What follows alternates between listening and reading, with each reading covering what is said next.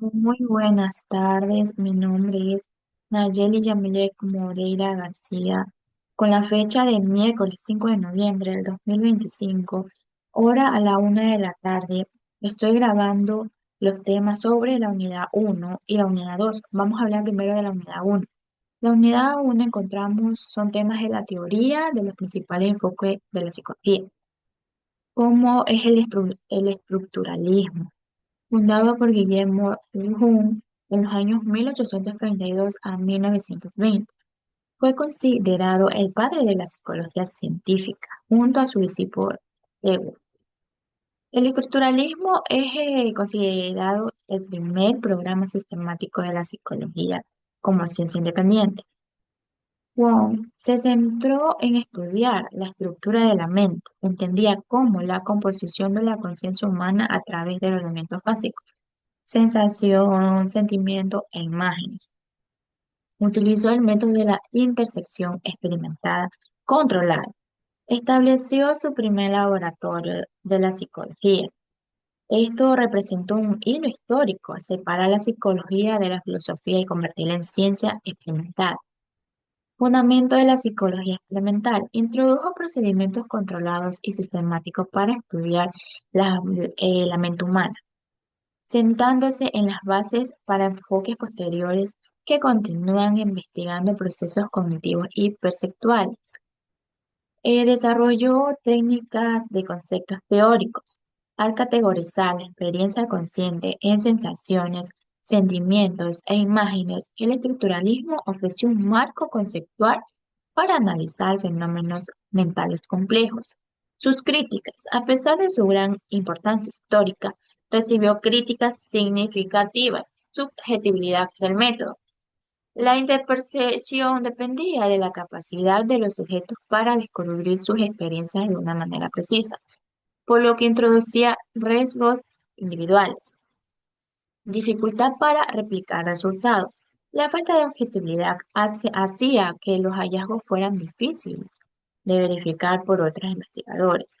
Limitación de la composición de la conducta. Al enfocarse únicamente en los contenidos de la conciencia, el estructuralismo no abordaba el comportamiento adaptivo ni a las funciones de la mente, lo que dio paso posteriormente a el funcionalismo. El funcionalismo surge como crítica del estructuralismo. Busca comprender no solo los contenidos de la mente, sino que las funciones adaptativas de los procesos mentales de la vida cotidiana.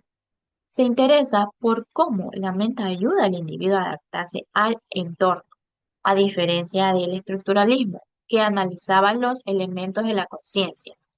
En cambio, acá se centra en los procesos mentales en acción, la percepción, el pensamiento y la memoria, y las emociones que son vistas como mecanismos que facilitan la supervivencia y la adaptación.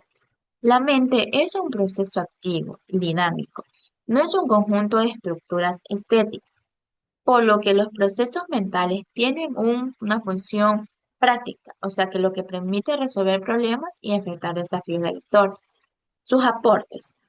Fundamento de la psicología aplicada. Sus ideas impulsaron la psicología educativa, laboral, clínica, social, mostrando la utilidad de la ciencia psicóloga más allá del laboratorio.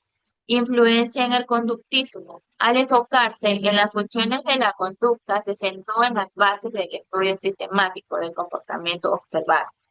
Enfoque pragmático. Valoraba la utilidad de los procesos mentales en las adaptaciones al entorno, lo que amplió una expectativa científica en la psicología. Sus críticas. Carecía de un método sistemático y experimental tan riguroso como el estructuralismo. Algunos críticos señalaban que sus enfoques en su función iban más allá de la estructura, lo que dificultaba la categorización de procesos mentales. Al enfatizar la aplicación práctica, en ocasiones descuidaba lo que es el fundamento de la teoría profunda. Ahora vamos con la psicología del acto. Su principal exponente fue Frank Brentano, en los años 1838 a 1917, filósofo y psicólogo australiano, quien planteó que la mente no consiste en elementos estéticos, sino que en actos intencionales dirigidos hacia el objeto. Brentano introdujo el concepto de la intencionalidad, que significa que todo el acto mental está dirigido hacia un objeto, ya sea real o imaginario. Como por ejemplo, cuando pensamos e imaginamos o percibimos algo, no estamos simplemente experimentando sensaciones aisladas, sino que la mente siempre se orienta hacia un contenido o un propósito específico. Sus aportes en la psicología del acto. Como primero encontramos la revaloración de los actos mentales. La psicología no se debe centrar únicamente en los conceptos de la mente, sino que en los procesos dinámicos de pensamiento, percepción y acción. Dos, la base de la psicología fenomenología y moderna. La idea de la intencionalidad influye en la psicología contemporánea. Estableció vínculos entre psicólogos y filósofos. El enfoque hacia la actividad consciente se destacaba en los actos de pensar, recordar, imaginar y juzgar con elementos fundamentales para comprender la mente. Sus críticas. Su enfoque es más filósofo que experimental, por lo que carece de métodos sistemáticos para medir lo que es los actos mentales. Algunos críticos consideraban que la teoría de la intencionalidad era difícil de operar en estudios empíricos. No abordaba directamente a la conducta observable ni a la adaptación del entorno, lo que limitaba la incapacidad de prácticas en comparación al enfoque posteriores. El enfoque histórico-cultural. Acá fue desarrollado por Leigh Vygotsky en los años 1896 a 1934. Fue psicólogo ruso, representó una perspectiva innovadora en la comprensión del desarrollo psicólogo. Eh, Vygotsky planteó que el desarrollo de las funciones psicólogas superiores dependían de la intencionalidad social y de los contextos culturales en los que se desenvuelve el individuo. Esta teoría rompe la visión de la mente como un proceso aislado y lo ubica dentro de un marco histórico y social. Desarrolló tres teorías, que la primera es la zona del desarrollo próximo. Este concepto se centra para lo que es la educación de la intención de psicóloga, que permite identificar el nivel óptico de apoyo para promover el aprendizaje y el desarrollo. Herramientas psicológicas y mediación cultural. Vygotsky propuso que los seres humanos utilizaban herramientas psicológicas como lo que era lenguaje, signos, símbolos y escritura que medía la actividad mental y facilitaba la intencionalidad de conocimientos y habilidades. La cultura, por lo tanto, moldean un proceso cognitivo establecido, pautas compartidas de los pensamientos y soluciones de problemas. 3. El aprendizaje como motor del desarrollo. Solamente consideraban el aprendizaje como un resultado del desarrollo. Sostuvo que el aprendizaje impulsaba el desarrollo destacando la importancia de la construcción guiada y la inserción social en las adquisiciones de habilidades complejas. Para concluir, la unidad uno, ya como hemos escuchado, ¿no? El estructuralismo es fundamental para establecer la psicología como ciencia independiente, formalizando métodos experimentales y generando un vocabulario teórico inicial sobre la mente humana. Por otra parte, el funcionalismo representa un avance hacia la psicología moderna, al priorizar la comprensión de la mente en términos de adaptación y utilidad de práctica. Su influencia se observa en la psicología educativa, el desarrollo de pruebas psicométricas y posteriores a consolidación de enfoques conductuales y cognitivos. La psicología del acto representa un avance conceptual significativo al centrar la atención de los actos de la mente en la intencionalidad. Aunque no ofreció un método experimental riguroso, sentó las bases teóricas como el desarrollo de la psicología moderna particularmente en las áreas relacionadas como la fenomenología, la filosofía de la mente y los estudios de la conciencia. Y por último, el enfoque histórico por el psicólogo Leigh ofreció una visión integral del desarrollo psicológico, vinculando los procesos mentales en la interacción social y cultural. Con esto finalizamos la unidad uno. Ahora vamos a la unidad 2. Encontramos lo que es el psicoanálisis, fundado por Sigmund Freud. Es uno de los enfoques más influyentes de la psicología. Su principal aporte fue la sistematización del estudio del inconsciente, proponiendo una gran parte del índice de la conducta. Este determina los procesos no conscientes.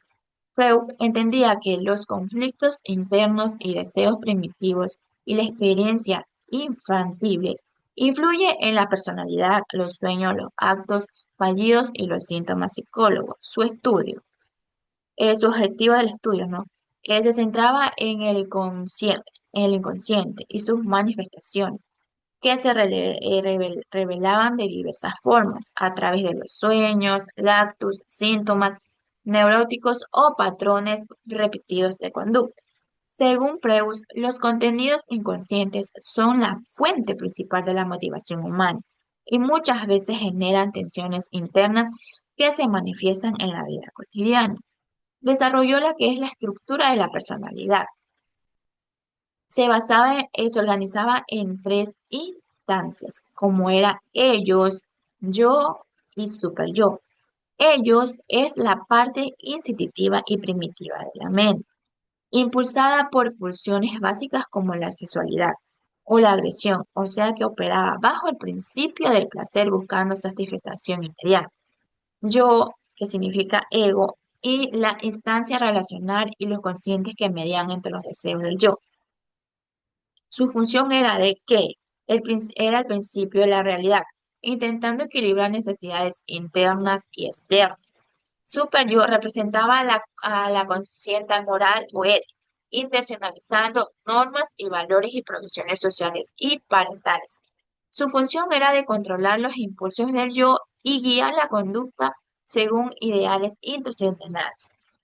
Para explorar al inconsciente, Freud desarrolló varias técnicas terapéuticas, como la primera, que era la asociación de la libertad.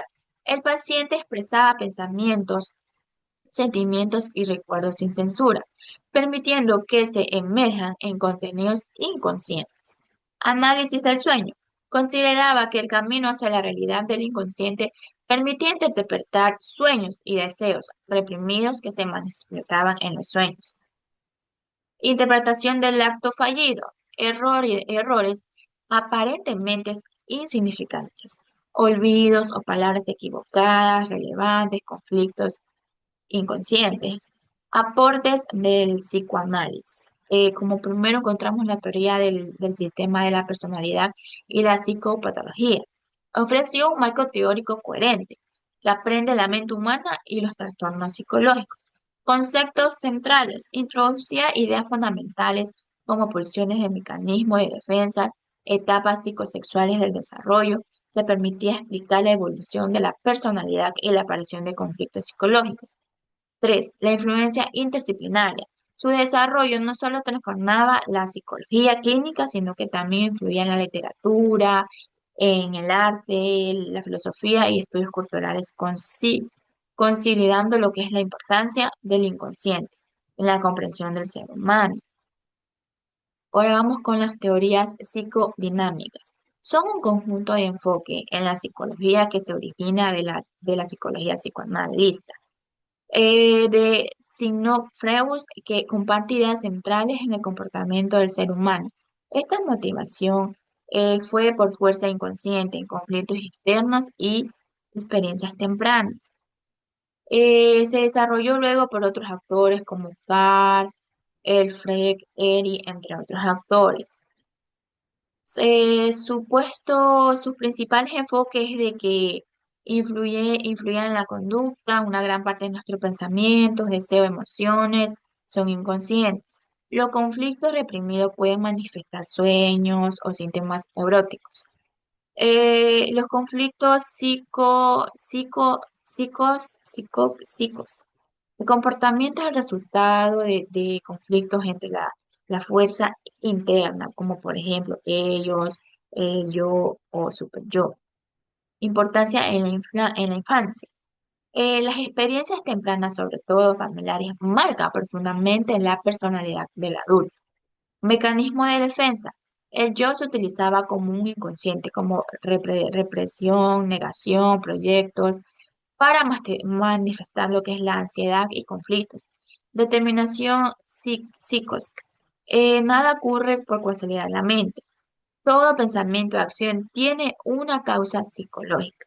Sus características dificultaba lo que era el comprobar científicamente sus ideas que no son verificadas empíricamente. Enfoques excesivos en la actualidad y en el inconsciente. Basaba sus casos clínicos limitados principalmente en adultos y en adultos europeos de clase media. Sus aportes, la introducción de este concepto del inocente, comprendía lo que era la profundidad de la vida emocional y conflictos internos, desarrollaba la psicoterapia por medio de un diálogo, la influencia duraba en el arte, la literatura, la educación y la psicología clínica. Ahora vamos con la teoría del aprendizaje. Las teorías del aprendizaje son modelos y enfoques que aplican como las personas adquieren conocimiento, habilidades, actitudes, valores a lo largo del tiempo. Distintos psicólogos y pedagogos han desarrollado teorías que buscan entender este proceso en diferentes perspectivas. Ahora vamos con el conductismo. Es una corriente de la psicología que se centra en los estudios del comportamiento observable del ser humano y los animales, dejando a lado los procesos mentales como el pensamiento o las emociones, porque consideraba que estos no se podían medir de una manera objetiva. Sus aportes convirtió la psicología en una ciencia objetiva. Antes el conductismo, la psicología se basaba mucho más en la intersección, o sea, observar los propios pensamientos. El conductismo introdujo un medio experimental, de lo que dio más rigor científico a la disciplina. Desarrolló leyes que a través del condicionamiento básico explicaban cómo se adquirían las modificaciones de las conductas. Estas teorías siguen siendo la base de muchos métodos educativos y terapéuticos actuales. Su aplicación de la práctica era en la educación, usaba refuerzos positivos para mejorar el aprendizaje. En terapias conductivas modificaban las conductas de los problemas. El enfoque no solo era observable, permitiendo estudiar la conducta de una manera sistemática y reproducible. Sus críticas ignoraban lo que son los procesos mentales internos. No consideraban lo que eran los pensamientos, emociones, motivación para la conciencia, por lo cual limitaba la comprensión completa del comportamiento humano. Trataban a las personas como si fueran máquinas, no solo responder a estímulos sin tener la libertad.